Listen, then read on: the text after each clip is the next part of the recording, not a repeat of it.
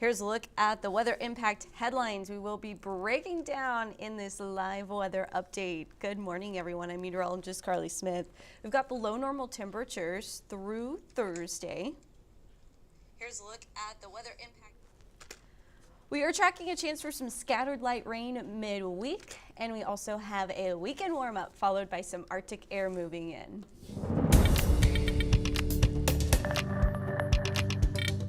Good morning, everyone. How have you been doing with the cold weather, the bundling up even at the beach? We've got another round possible. Are you ready? That is what we will be breaking down in this live weather update. I'm meteorologist Carly Smith for KAAA 3 News. In Corpus Christi, Texas, we take a look at those upper wind and pressure patterns, especially when we're forecasting things like an Arctic blast or the polar vortex, right? You've got to look toward the poles, and if you're seeing the wavy pattern, that is a sign that there is a disruption, and we've got that. So it's been cold, it's staying cold because we have big dips in the jet stream. We are watching another break off or cutoff low that is expected to develop into Wednesday. That is going to help boost our shower opportunity. Now, this cutoff low is not as strong as the last one. We also are going to have a coastal low that is not as strong as the last one. So rainfall totals at this time are looking like a few 100ths of an inch, maybe a 10th of an inch or two. But overall, it does not look like a ton of rain for the coastal bend. But this is going to increase our rain chances Wednesday. Looks a little dreary with off and on showers in the area. Sunday into Monday, that's when the colder air arrives in Texas.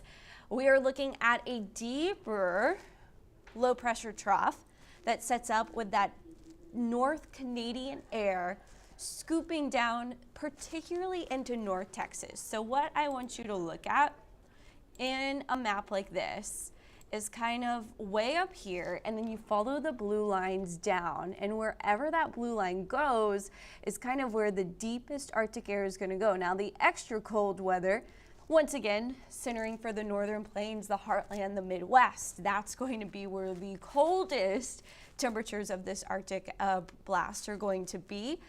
For us, it's going to be, in fact, these lighter pinks are typically what is up near the poles, so really cold conditions expected into the Great Lakes region. However, for us, this is still northern Canada, northern Alaskan air that is going to be swooped down into Texas. But again, we are still tapping into air that is flowing over the Pacific coast, which is not quite as cold, over the desert Southwest, which is not quite as cold, and then into Texas. So it's not a guarantee that we get the coldest air here in South Texas, but regardless, our air will be colder because of this pattern. I hope that makes a little bit of sense. So here's a look at an idea of where our temperatures are going to be at. What you see is the deep greens. That is the super cold air. It's been hanging out in Canada. It dips down into portions of the northern plains, Montana, the North Dakotas, and so forth. And look at these numbers. This is, the greens are below zero. That's how cold it is. This is the Arctic air mass that is coming down. Now, the further south it goes, obviously it's not going to be quite that cold, but this is what our air particles are moving through is this bigger mass of air and then coming down into our region, our neck of the woods, right? So teens, very likely for areas like Amarillo, Oklahoma City, Lubbock, possibly even Dallas. For us, 30s are on the board. Freezing, it will be a close call once again. We have a slightly better opportunity than the last blast because Texas is more at the center of that low pressure trough. Last time it was a little bit more aimed toward the deep south.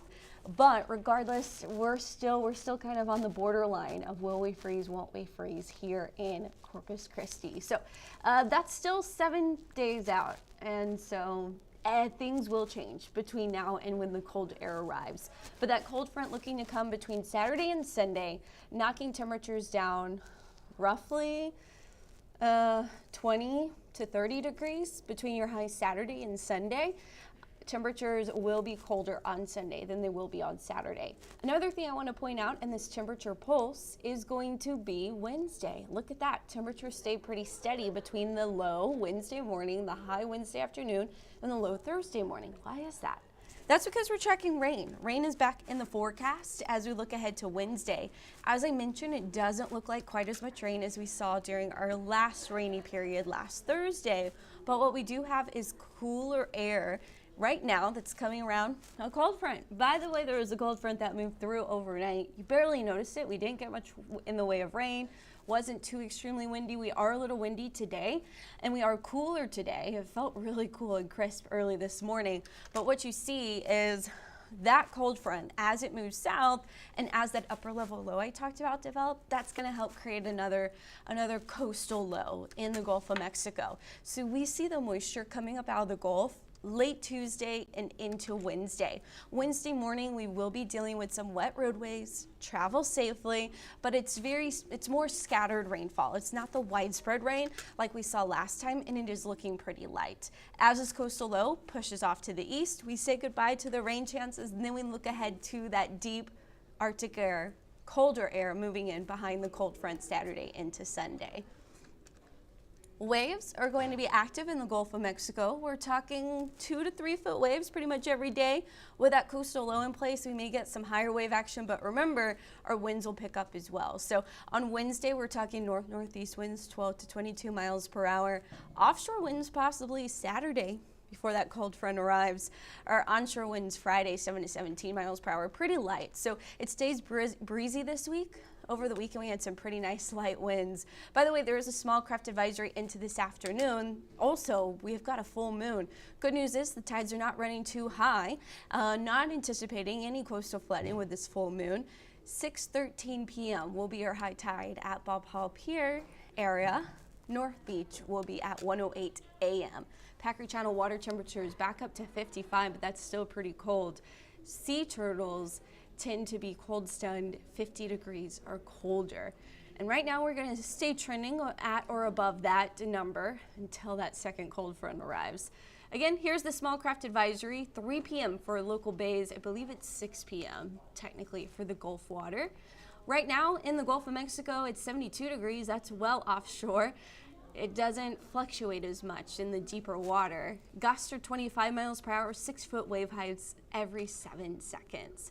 Take a look at our satellite and radar imagery. We have temperatures in the 50s and 40s right now. The cooler area moved in behind the cold front last night, and you can see it coming around that area of high pressure. Mostly sunny skies, but some cirrus clouds are going to sneak in throughout the day today. You'll see that here. They're thin clouds, so we're still warming up pretty efficiently. I think we'll make it into the 60s with the thin cloud layer. Winds will be out of the northeast, and it will feel like it's in the 50s again by 6 p.m.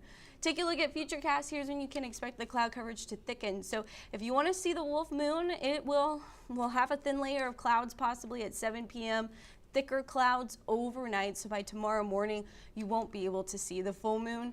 Then we see a chance for a little bit of light rain on Tuesday, but watch what happens overnight into Wednesday. This is a better opportunity for some rainfall. Now, rain will be pretty scattered by the morning commute, but I do expect some pretty wet roadways off and on throughout the day on Wednesday. No puddles, no excessive rain, but there will be rain. Wednesday's our best shot at rain. Wind is out of the north-northeast. It will be cold rain once again. No threat for freezing weather or freezing precipitation. In the 7-day forecast, we are not looking at much in the way of rain with that cold front either. Very low chance, but overall Wednesday, again, our best chance of rain, the coldest afternoon high until we get to Sunday and Monday and the colder weather of next week.